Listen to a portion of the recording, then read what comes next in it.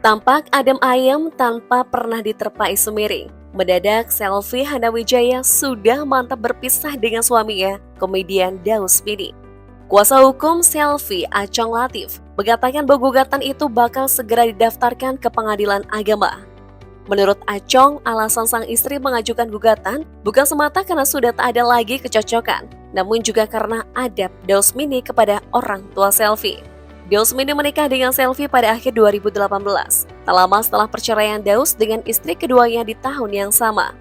Kecil-kecil, cabai rawit, Daus sudah menikah 3 kali dengan wanita cantik. Tentu, sosok mungil Daus Bini tak bisa dipandang remeh. Kesuksesan karirnya boleh jadi salah satu daya pikat pria bertinggi 3 kaki 6 inci ini hingga bisa menaklukkan sederet wanita.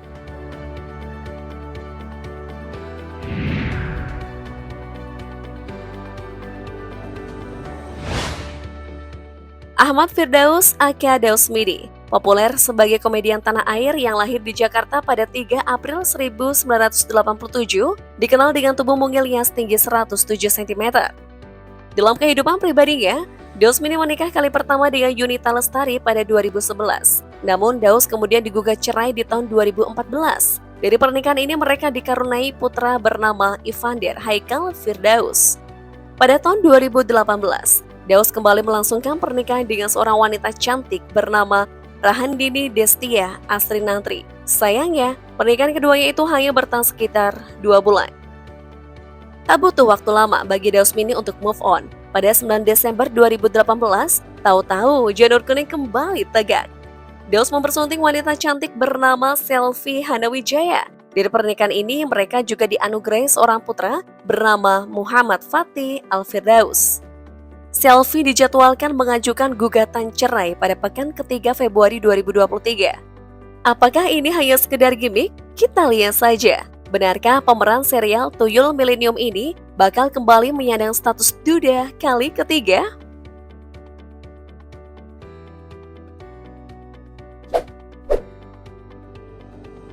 Walaupun memiliki keterbatasan, karir Daus Bini termasuk moncer. Ia bahkan dinobatkan sebagai 5 orang bertubuh pendek yang mujur versi Kaskus. Daus Bini terjun ke dunia hiburan sejak tahun 2000. Dia kemudian mulai mendapatkan peran berarti saat berakting sinetron Tuyul Milenium 1 di tahun 2003 dan berlanjut hingga Tuyul Milenium 2 2005. Namanya kemudian melambung setelah tampil di sitkom Tawa Sutra bersama Budi Anduk, Arie Untung, dan Aldi Taher di tahun 2006. Kekocakan dan kekhasan Daus Bini rupanya disukai penonton, hingga karirnya kian mulus saja. Pada tahun 2010, Daus membintangi sinetron populer Islam KTP, hingga di tahun yang sama merambah layar bioskop lewat film Hantu Tanah Kusir. Pada tahun 2012, Daus bermain dalam film horor komedi Kungfu Pocong Perawan bersama Jessica Iskandar, Olga Syahputra, dan Yadi Sembako. Di ranah sinetron, karir Daus Bini terbilang lebih sibuk. Pada 2012 misalnya, yang menjadi salah satu pemeran utama serial Aladdin. Setahun berikutnya, ia kembali turut meramaikan serial fantasi petualangan bertajuk Jenderal Kancil. Hingga 2022 lalu, ayah 2 anak ini sudah bermain sekurangnya dalam 12 serial TV dan 5 film, termasuk karya terbarunya lewat sinetron Petualangan Aladdin dan Silahap tahun 2022. Sebagai komedian, Daus juga kerap menjadi pengisi acara dalam sejumlah program acara TV. Selain Tawa Sutra, Daus juga pernah mengisi acara Warawiri Ramadan 2009, Facebookers 2013, ataupun program Ngobrol Asal tahun 2021.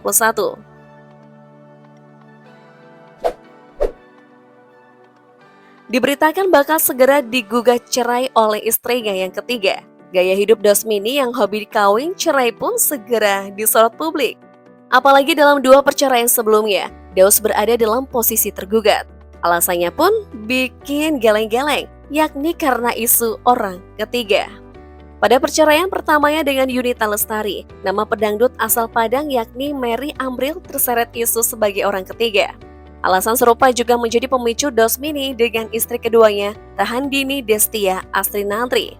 Saat itu Daus Bini mengatakan bahwa sang istri gerah dengan pemberitaan yang ada terkait kehadiran wanita lain bernama Riana Dewi.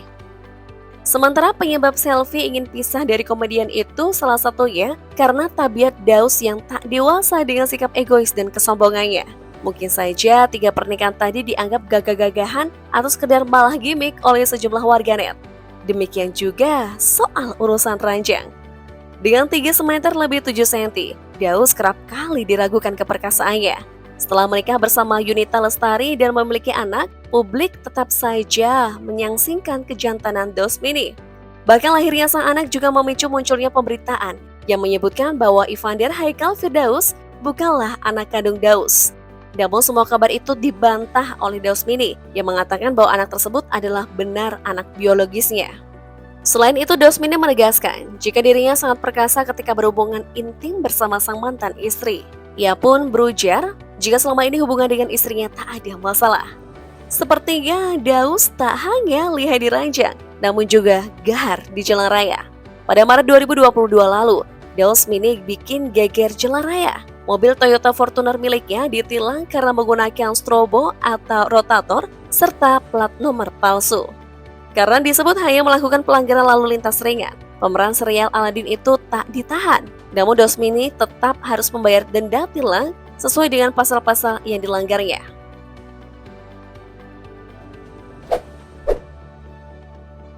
Daus Mini beroleh pendapatan utama dari sejumlah serial televisi yang dibintangi. Taruhlah seperti tayangan Tawa Sutra, Aladdin, Islam KTP, hingga film Kungfu Pocong Perawan.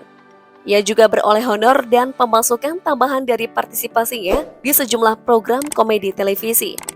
Sayangnya, ia sempat sepi job saat pandemi melanda selama 2 tahun. Agar tetap bisa mendapatkan pemasukan hingga menafkahi 2 anak dan istrinya, Daus Mini menjajal usaha jualan baju online.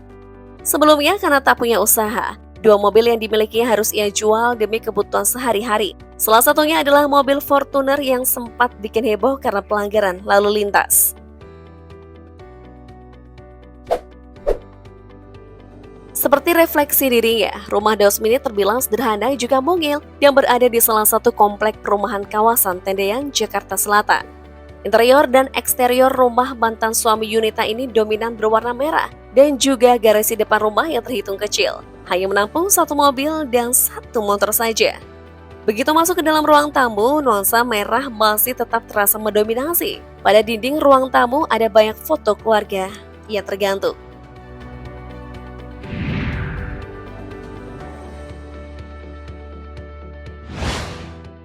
Bisa jadi pemicu perceraian ketiga Daus Mini juga karena persoalan ekonomi selain soal prinsip.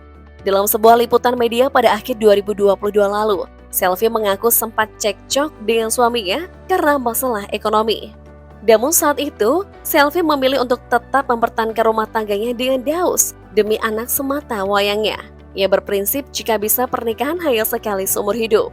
Meskipun belakangan usaha jualan online mereka membaik dan Daus Mini mulai kembali syuting, tapi nyatanya Selvi mantap untuk berpisah.